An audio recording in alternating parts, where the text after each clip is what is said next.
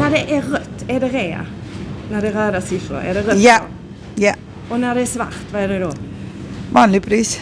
Tycker du det är svårt att se när det är rea eller inte? Nej, inte särskilt. Och väljer självklart billigare i denna svåra tiden.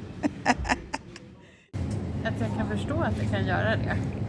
Allt fler matbutiker har gått över från svart till röd text på alla sina prisetiketter, oavsett om det är rea eller inte. Och det har upprört en av våra läsare. Hur ska man kunna se skillnad? Vi har frågat Ivan Josic som är ansvarig för sortimentet på ICA vid telefonplan. Där håller de på med att installera digitala etiketter och de kommer inom kort tid gå över till att endast använda röd text. Hur vet man då när det är rea? Så här kommer det se ut när det är extrapris. Att det kommer vara en splash bakom och så står det kampanj. Så kommer det se ut när det är extrapris.